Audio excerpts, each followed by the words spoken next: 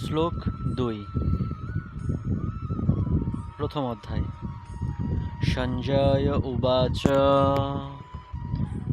দৃষ্টা তু পাণ্ডবানীকম ভূরং দুর্যোধনস্তদা আচার্যম উপসঙ্গম্য রাজা বচনম অব্রবীত। সঞ্জয় উবাচ, সঞ্জয় বললেন, দৃষ্টা দর্শন করে, তু কিন্তু, পাণ্ডবানিকম পাণ্ডবদের সৈন্য, ব্যূঢ়ম সামরিক ব্যূহ, দুর্যোধন তদা সেই সময়, আচার্যম দ্রোণাচার্য, উপসঙ্গম্য কাছে গিয়ে, রাজা বচনম বাক্য, অব্রবীত বলেছিল। অনুবাদ। সঞ্জয় বললেন, হে রাজন, পাণ্ডবদের সৈন্যসজ্জা দর্শন করে রাজা দুর্যোধন দ্রোণাচার্যের কাছে গিয়ে বলল। তাৎপর্য: ধৃতরাষ্ট্র ছিলেন জন্মান্ধ। দুর্ভাগ্যবশত তিনি পারমার্থিক তত্ত্বদর্শন থেকেও বঞ্চিত ছিলেন। তিনি ভালোভাবেই জানতেন যে ধর্মের ব্যাপারে তার পুত্রেরাও ছিল তারই মতো অন্ধ, এবং তিনি নিশ্চিত ছিলেন যে তার পাপিষ্ঠ পুত্রেরা আজন্ম ধর্মপরায়ণ পাণ্ডবদের সঙ্গে কোনো রকম আপোষ মীমাংসা করতে পারবে না। তাই তিনি সেই ধর্মক্ষেত্রের প্রভাব সম্বন্ধে সংশয়গ্রস্ত ছিলেন। যুদ্ধক্ষেত্রের পরিস্থিতি সম্বন্ধে ধৃতরাষ্ট্রের এই প্রশ্ন করার অভিপ্রায়টি সঞ্জয় বুঝতে পেরেছিলেন। তাই তিনি নৈরাশ্যগ্রস্ত রাজাকে আশ্বস্ত করার জন্য বলেছিলেন যে পবিত্র ধর্মক্ষেত্রের প্রভাবের ফলে তার পুত্রেরা পাণ্ডবদের সঙ্গে কোনো রকম আপোষ মীমাংসা করবে না। সঞ্জয় তাই রাজাকে অবহিত করলেন যে তার পুত্র দুর্যোধন পাণ্ডবদের সৈন্যসজ্জা দর্শন করে তৎক্ষণাৎ সেনাপতি দ্রোণাচার্যের কাছে উপস্থিত হল প্রকৃত অবস্থা সম্বন্ধে জানানোর জন্য। দুর্যোধনকে যদিও রাজা বলা হয়েছে, তবুও সেই সংকটময় অবস্থায় তাকে তার সেনাপতির কাছে যেতে হয়েছিল। তাই একজন রাজনীতিবিদ হিসেবে সে যথেষ্টই পারদর্শী ছিল। কিন্তু পাণ্ডবদের সৈন্যসজ্জা দেখে দুর্যোধনের মনে যে ভয়ের সঞ্চার হয়েছিল, তা সে তার কূটনীতির ছদ্ম আবরণে ঢেকে রাখতে পারেনি।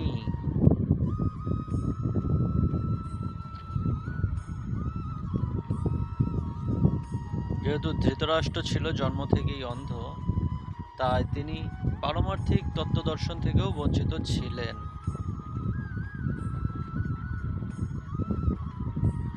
তিনি যেমন অন্ধ ছিলেন, ঠিক তেমনই এখানে বলেছে ধর্মের ব্যাপারে তার পুত্ররাও ছিল তারই মতো অন্ধ।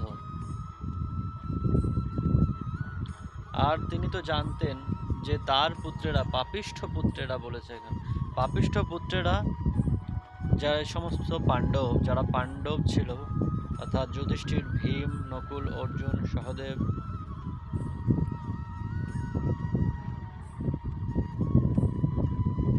তো বলছে তারা আজন্ম ধর্মপরায়ণ।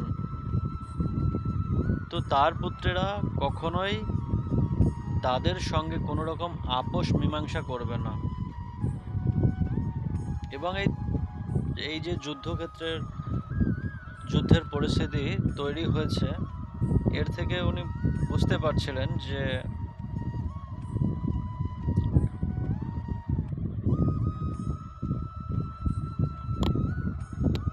তার পুত্রেরা কখনোই পাণ্ডবদের সঙ্গে আপোষ মীমাংসা করে উঠতে পারবেন না। অ্যাকচুয়ালি এখানে ধৃতরাষ্ট্র বুঝতে পারছিলেন যে এই যুদ্ধে তাদের পুত্রদের হার নিশ্চিত ছিল। আর যখন দুর্যোধন পাণ্ডবদের সৈন্যসজ্জা দর্শন করলো, তখন দেখে মনে হলো তার যে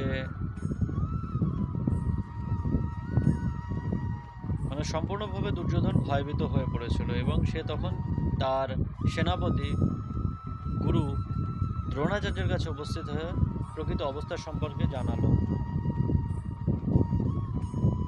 কারণ সেই পাণ্ডবদের সৈন্যসজ্জা দেখে দুর্যোধনের মনের মধ্যে ভয়ের সঞ্চার হয়েছিল।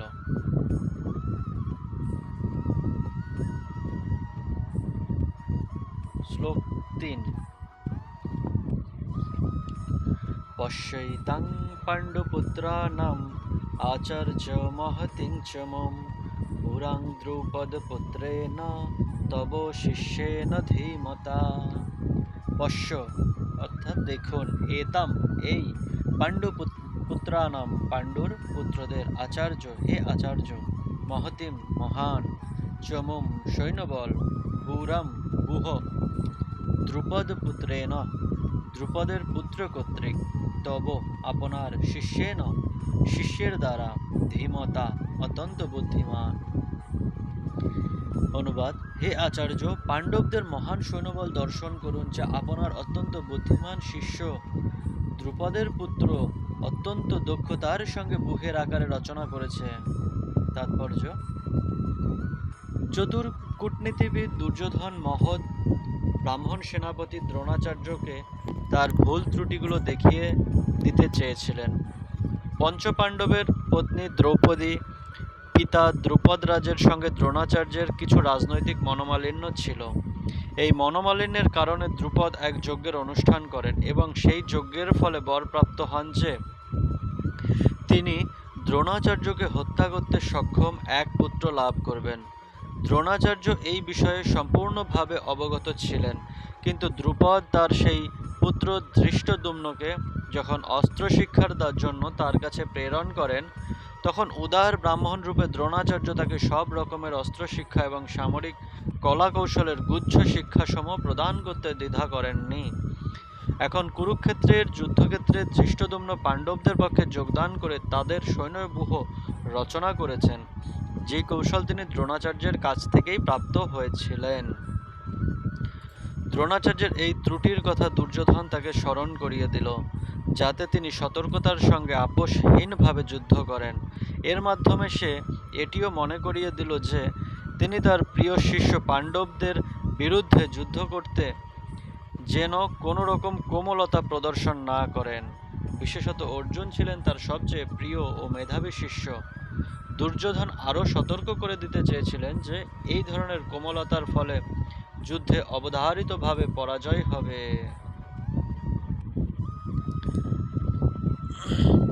এখানে দ্রোণাচার্য এমন একজন ব্যক্তিত্ব, যেহেতু উনি আচার্য, তাই আচার্যর কর্তব্যই হচ্ছে শিক্ষা প্রদান করা। সে যদিও জানতো যে তার হাতেই, ধৃষ্টদ্যুম্নের হাতেই তার মৃত্যু হবে, কিন্তু তবুও সে কি করলো? তবুও সে তাকে সমস্ত বিদ্যা শিক্ষা প্রদান করলো। এটাই হচ্ছে একমাত্র একজন আচার্যের কর্তব্য, যা দ্রোণাচার্য একদম সঠিকভাবে পালন করেছিল। যদিও দ্রোণাচার্য সঙ্গে তার দ্রুপদ রাজের একটা ঝামেলা ছিল, তো সেই জন্য তবুও সেই সমস্ত কিছু ভুলে গিয়ে তার পুত্রকে কিন্তু উনি শিক্ষা দিয়েছিলেন। এটাই হচ্ছে একজন শ্রেষ্ঠ গুরুর কর্তব্য। আজকাল গুরুরা কি করে? না, আমি শেখাবো না, সব কিছু শেখানো যাবে না, হ্যাঁ শিখে গেলে আমার উপর দিয়ে চলে যাবে। অনেকে আছে এরকম করে, কিন্তু উনি কখনো এরকম আপোষ মীমাংসা করেননি। তাই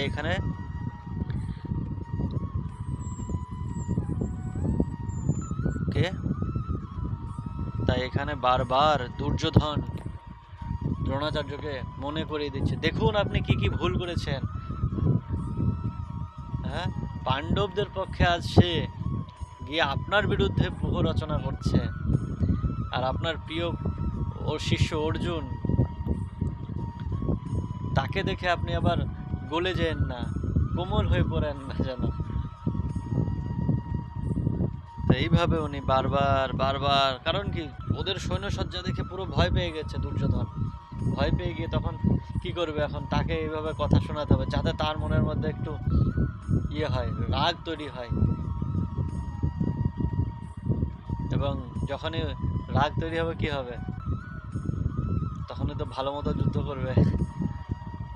ভালো মতো তখন রাগের মাথায় ভালো মতো যুদ্ধ হয় না, রাগের মাথায় তখন মানে কি বলে ওটাকে, তখন একটা আলাদা অনুভূতি হয়। যখন কারোর কেউ আমাদেরকে কোনো খারাপ কথা বলছে, তখন সেই জিনিসটা সহ্য হয় না। তার ফলে কি হয়, তার ফলে তার ফলে তখন মানে যেন তেন প্রকারেণ আমাকে ওকে শেষ করতেই হবে সামনেওয়ালাকে, এইরকম। শ্লোক 4।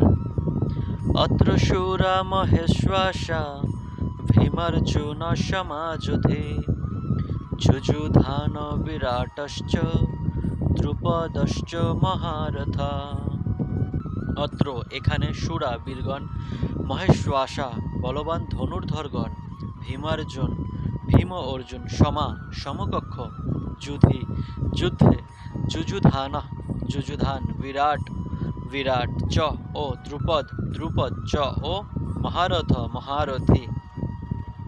অনুবাদ: এই সমস্ত সেনাদের মধ্যে ভীম ও অর্জুনের সমকক্ষ অনেক বীর ধনুর্ধারী রয়েছেন এবং যুযুধান, বিরাট ও দ্রুপদের মতো মহাযোদ্ধা রয়েছেন।